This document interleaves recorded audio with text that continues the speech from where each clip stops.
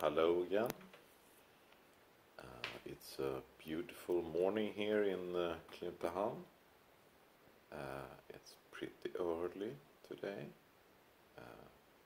and I will talk about love and passion and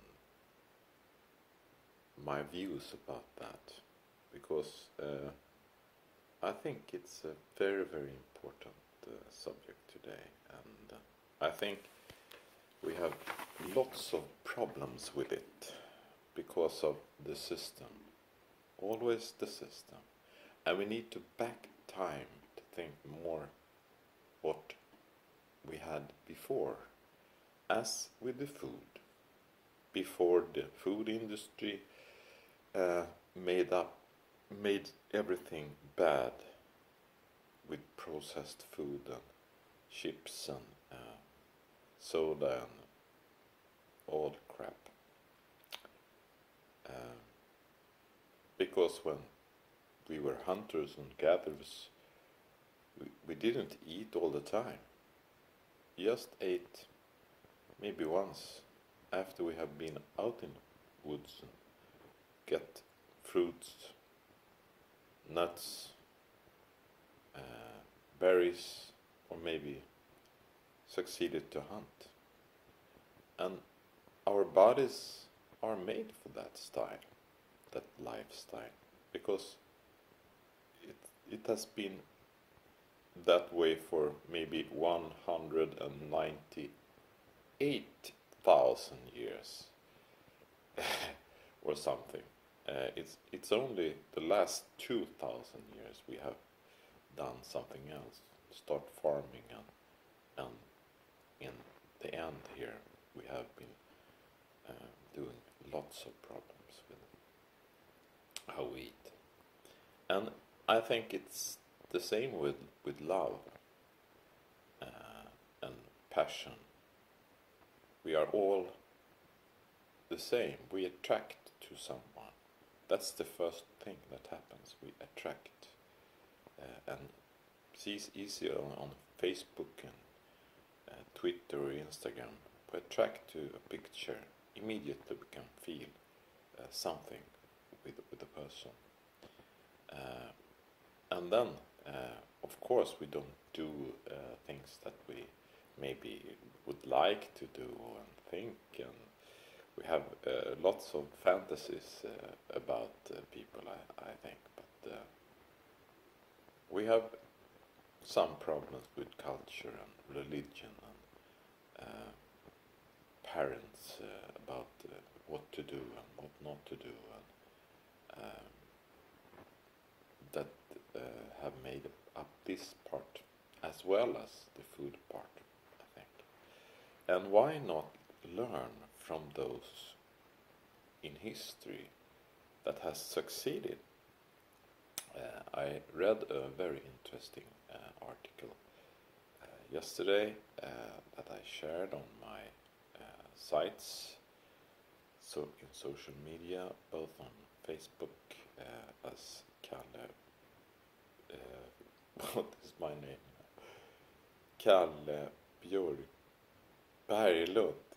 Berglund, and on Google Plus and on Instagram and also on LinkedIn.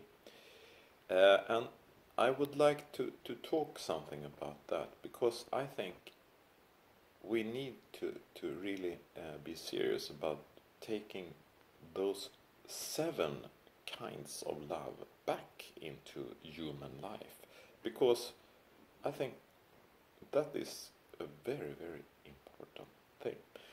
First, the Greek people during that time, they were very, very successful.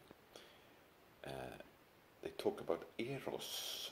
That's the sexual passion that we all feel sometimes, I hope, when we go for the attraction, and it's a dangerous and irrational love, and you're maybe a little bit possessed, and control. Ooh, interesting. And then they talk about ludus, more playful kind of love, where you can think about kids that are playing, or young lovers, and maybe we are the same when we laugh and meet friends and out dancing. You can talk about ludus. And then they talked about some number 3, philia. And philia is more a deep kind of love, like we have when we are friends, and share thoughts and emotions very deeply. Storge, that's the love parents have for children, or children have for other elders, some aunt or grandmother. Storge. Then the in Greece they call agape. Agape, that's the love you give regardless who it is. The love we give to all people. And maybe that is the one we need to develop most now, because we have lost empathy a lot in the Western world. In the article, it said that in US, empathy is down with 50% the late 40 years. So agape, to be more loving to each other, very, very important. Then they talk about pragma. That's more of resulting in deep understanding, that long marriages will maybe come to more a mature kind of love, where you really know the person well. And the last one, number 7, philantia. That's self-love. And many in this self-help business are talking about self-love. And it's very, very important. And many people, I think it's about narcissism. And that's the negative part of philantia. The positive part of it, that's more of a healthy kind of self-love. When you get stronger without think you are the best in the world. You only try to do the best you can with your resources. So that was the 7 different kind of love in Greece that I really think we need to work with, and I would love to try it if I start the tribe here in Gotland. I also hope that it's not only me thinking these kind of thoughts about the problems or the parts we have to develop in humankind, because we have focused very much on electronics and technical stuff for a very long time, and it will still progress, I think, but we have many other parts in human life that's also very, very important. And if we don't, what will happen? I just read about Rothschild. He will start buying gold now. That film was all about. And of course, you know how to start this gigantic crash that will happen soon. and why let them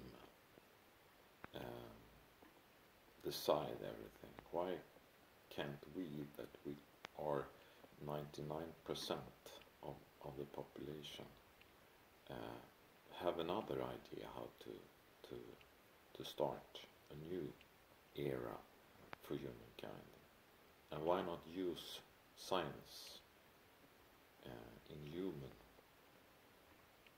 and try to develop many kinds of different areas to feel better and to be more creative and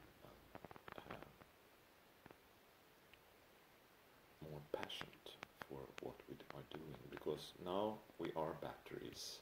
We go to work to pay rent or to pay a loan for those who's got the money. It's total crazy.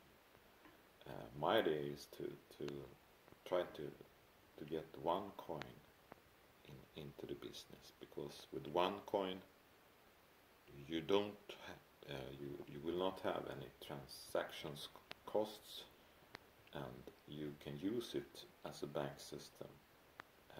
Pay a person from Sweden to United States or to Pakistan, where I have my girlfriend. I have paid a lot, and a lot of percent to the bank as well. If we had one coin, it had been zero tax or payment. So we have many things to develop, but if we do it together, and if I get my republic for the United States to understand all the things I have written and sent to them, ask them to look into, I think it can be very good. Yes, I think.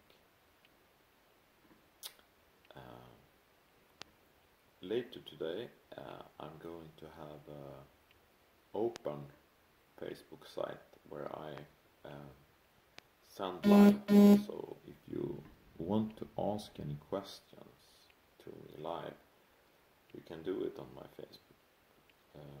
Facebook. You only go to Kalle Berglund, and it will be open. Maybe I'm not sitting here, I don't know. Ask any questions about the films I have made. I'm not an expert on every subject, I know, but I'm a holistic person and think in a holistic way, trying to get the best from each part of what we have done and what we have today in science. And this must be done in science, not in ideal or money kind of view. Have a nice day.